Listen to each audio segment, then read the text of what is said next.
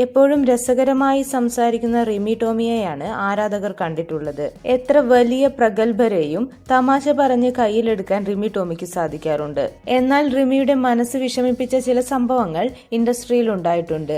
സംഗീത സംവിധായകൻ ശരത്തുമായി ഒരു ഘട്ടത്തിൽ റിമിക്ക് അകൽച്ചയുണ്ടായിരുന്നു. ഒരിക്കൽ ഇതേക്കുറിച്ച് റിമി തുറന്നു സംസാരിച്ചിട്ടുണ്ട്. എന്നെ കളിയാക്കിയാൽ വിഷമമുണ്ടാകും. നമ്മളെ ഇഷ്ടമില്ലാതെ കളിയാക്കിയാൽ നമുക്ക് മനസ്സിലാകും. ആ വ്യക്തിയോട് 5 മിനിറ്റ് സംസാരിക്കും തന്നെ ഇവർ നമ്മളോട് പൂർണ്ണമായും ഇഷ്ടത്തിലാണോ അതോ ആ വ്യക്തി നമ്മളെ ഒന്ന് കളിയാക്കാൻ പറഞ്ഞതാണോ എന്ന് മനസ്സിലാകും. ഞാൻ 113 ഉൾപ്പെടെ പറയുന്ന തമാശകൾ എല്ലാവരും ആ സെൻസിലാണ് എടുക്കുന്നത്. റിമി മനഃപൂർവ്വം താഴ്ത്തിക്കെട്ടാനും അപമാനിക്കാനും പറഞ്ഞതാണെന്ന് ഇത്രയും നാൾ ഗസ്റ്റുകൾ ആരും പറഞ്ഞിട്ടില്ല. എന്നെ ഒളിഞ്ഞും പാത്തും കളിയാക്കുന്നവരോട് പ്രതികരിക്കാൻ നിന്നാൽ നമ്മുടെ ജോലി നടക്കില്ല.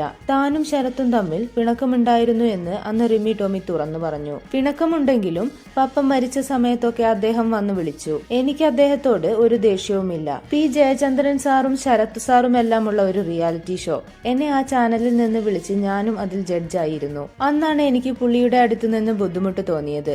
4 ദിവസത്തെ ഷൂട്ടിങ്ങിന് പോയിട്ട് ഞാൻ 2 ദിവസം കഴിഞ്ഞ് ഇറങ്ങിപ്പോന്നു. ശരത്തേട്ടന്റെയും എന്റെയും തമാശ രീതികൾ ഒരേപോലെയാണോ?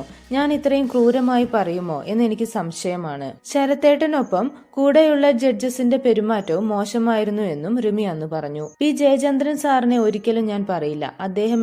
അദ്ദേഹം അങ്ങനെ ഒന്നും എന്നോട് സംസാരിച്ചിട്ടില്ല. അവരെക്കാൾ വിവരം കുറഞ്ഞ ആൾ ജഡ്ജായിരുന്നതിന്റെ ബുദ്ധിമുട്ടായിരിക്കുമെന്നും റിമി ടോമി അന്ന് പറഞ്ഞു. ശരത്തേട്ടനെ കുറിച്ച് ഞാൻ മോശമായി പറഞ്ഞതല്ല, ഞങ്ങൾ തമ്മിൽ സംസാരിച്ച് തീർത്തതാണെന്നും റിമി ടോമി പറഞ്ഞു. കരിയറിൽ വിവാദങ്ങൾ ഉണ്ടാകാതിരിക്കാൻ ശ്രമിക്കുന്ന ഗായികയാണ് റിമി ടോമി.